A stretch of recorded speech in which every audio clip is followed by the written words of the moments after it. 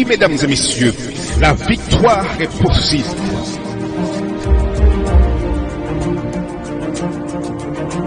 Ne perdez pas espoir.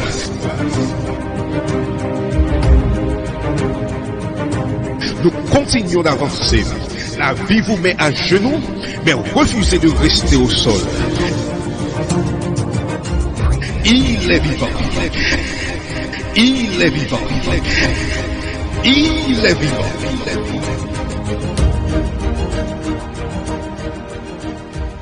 Mesdames et messieurs, RJV vous présente votre conférence biblique Voici ton Dieu.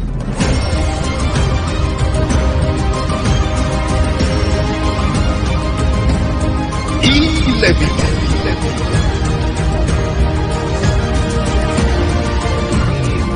Salut à tous. Quel heureux privilège, mesdames et messieurs, de pouvoir passer quelques minutes en votre compagnie dans la méditation de la parole de Dieu. Je vous propose 7 courtes périodes de réflexion à partir des paraboles de Jésus dans une série que j'ai intitulée « Choix de vie ». La première parabole que nous utiliserons sera celle du semeur que nous trouvons dans le livre de Matthieu au chapitre 13. Nous l'aborderons en 2 temps. Aujourd'hui, nous nous arrêterons sur les versets 4 à 9. D'ailleurs, j'ai intitulé cette première partie « Choix de terrain ». Mais avant d'aller plus loin, je vous invite à prier. Notre Père et notre Dieu, nous croyons en toi et dans la relation que tu veux établir avec les humains. Par la plume de ton serviteur Amos, tu dis à la loi et au témoignage, si on ne parle pas ainsi, il n'y a point d'aurore pour le peuple. Seigneur, nous te prions en cet instant, que ton Esprit Saint nous aide dans la compréhension de ce que nous étudierons. Au nom de Jésus. Amen. Au temps du Christ, on avait perdu de vue les leçons de choses offertes par Dieu dans la nature. Le péché avait voilé les merveilles de la création. Les œuvres de Dieu étaient devenues l'obstacle qui dérobait celui-ci au regard des hommes au lieu de le révéler. C'est ainsi que le Christ s'efforça d'écarter ce qui obscurcissait la vérité et il déchira le voile que le péché avait jeté sur la nature. Et ceci afin de mettre en évidence la gloire spirituelle que cette nature devait réfléchir. Mais aussi, Christ saisit cette même occasion pour rétablir la vérité sur la relation que Dieu désire avoir avec chaque être humain. Dans la parabole du semeur, les mystères du royaume des cieux vont être expliqués de manière magistrale par Jésus. Je vous invite donc à lire cette première partie de la parabole dans Matthieu chapitre 13, les versets 4 à 9. Un semeur sortit pour semer. Comme il semait, une partie de la semence tomba le long du chemin. Les oiseaux vinrent et la mangèrent. Une autre partie tomba dans les endroits pierreux, où elle n'avait pas beaucoup de terre. Elle leva aussitôt, parce qu'elle ne trouva pas un sol profond. Mais quand le soleil parut, elle fut brûlée et sécha, faute de racines. Une autre partie tomba parmi les épines montèrent et l'étouffèrent. Une autre partie tomba dans la bonne terre, elle donna du fruit, un grain 100, un autre 60 et un autre 30. Que celui qui a des oreilles pour entendre, entende. Ma première remarque est que nous ne devrions pas perdre de vue que cette parabole est donnée pour annoncer le règne de Dieu. L'objectif, c'est d'expliquer la relation que Dieu désire établir avec chaque être humain. Or, il se trouve que les auditeurs qui se trouvaient devant le Maître ce jour-là attendaient un Messie roi. Ils attendaient le souverain d'un royaume universel, quelqu'un qui délivrerait Israël de la domination des Romains et qui devrait soumettre toutes les nations. Un homme, en fait, qui réconcilierait le monde entier avec Dieu. Oui, l'homme qui étendrait sur la terre une paix définitive. Mais dans le récit que Jésus leur présente, la vérité est tout autre. La mission de l'envoyé de Dieu, en clair, la mission du Messie qu'ils attendaient, est plus proche d'un semeur que celle d'un conquérant.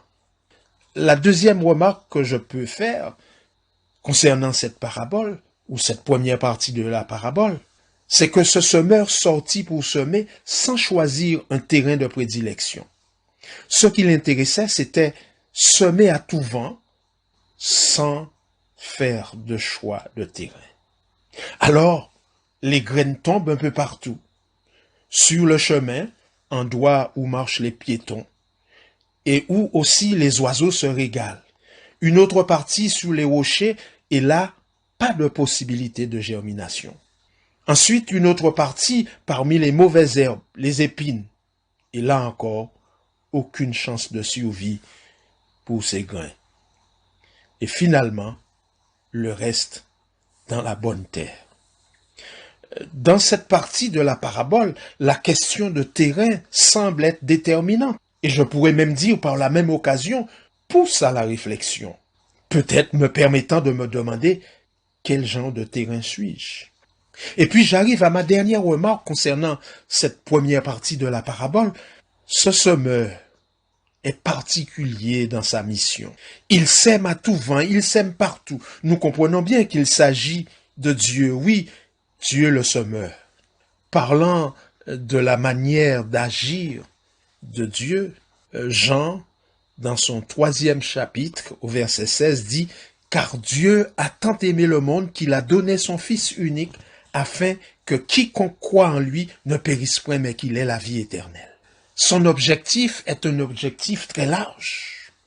Dans cette parabole, Jésus était déterminé à changer l'image déformée de Dieu qu'une longue histoire antique douteuse a gravée au plus profond de notre subconscient collectif. Pour nous, Dieu est avant tout Seigneur. C'est ainsi que nous le nommons dans nos prières. N'est-ce pas son pouvoir qui s'impose d'abord à notre imagination? Et cela malgré les efforts des psalmistes, des sages et des prophètes pour nuancer cette image. Pour beaucoup d'entre nous, Dieu continue d'être un empereur ou un magicien. Donc, l'associer à un semeur peut nous sembler aussi insolite qu'aux disciples du temps de Jésus. Par conséquent, Dieu étant un Dieu d'amour, son royaume est un royaume d'amour. Voilà pourquoi l'image du semeur est donnée, mais la vérité aussi est là. Dieu, pour son royaume, il ne s'impose pas. Il veut une relation choisie, une relation d'amour. Le règne de Dieu, mesdames et messieurs, ne s'impose pas par les armes. Il respecte notre nom, même si cela lui cause de la peine. Sa seule arme est sa parole. Personne ne peut dire qu'il est ici ou là. Il se rencontre au milieu de nous et dans nos cœurs. Son règne ne s'établit pas par un pouvoir qui s'impose, mais grâce à une relation. Et cette relation doit se cultiver comme on cultive un champ. Voilà pourquoi il continue à semer à fond perdu, espérant que ces précieuses graines, sa parole, tombent enfin dans un cœur sans bitume, dans une tête sans oiseau, dans des oreilles sans baladeur. C'est certainement la raison qui pousse Paul à faire cette invitation aux Colossiens. Dans le premier chapitre de Colossiens, dans les versets 12 et 13, Paul dit « Rendez grâce au Père qui vous a rendu capable d'avoir part à l'héritage des saints dans la lumière, qui nous a délivrés de la puissance des ténèbres et nous a transportés dans le royaume du Fils de son amour. » Chers amis, je veux croire que cette parabole ne vous laisse pas indifférent et que vous vous posez ces questions. Quelle est ma perception de Dieu? Comment est-ce que je me sens? Bonne terre, rocaille ou friche? Alors que vous poursuivez votre introspection, je vous invite à prier avec moi. Notre Père et notre Dieu, merci de ne pas t'arrêter aux obstacles que sont nos fausses croyances, nos attitudes mentales et nos écarts de vie. Oui, merci de semer en nous les graines de l'espérance, de la paix et de l'amour. Que ton Saint-Esprit nous fertilise afin que ces graines de vérité puissent germer en nous et produire le fruit de l'Esprit. Nous t'en prions au nom de Jésus. Amen. C'était votre conférence biblique Voici ton Dieu. Si vous avez besoin d'un éclairage, si vous voulez connaître davantage, si vous avez une question, l'équipe Voici ton Dieu est à votre disposition. N'hésitez pas à nous contacter par WhatsApp ou SMS au 06 94 233 352 06 94 233 352 ou alors par mail à évangiledevie.bible@gmail.com évangiledevie.bible@gmail.com. Nous vous remercions de votre écoute et à bientôt sur RJV.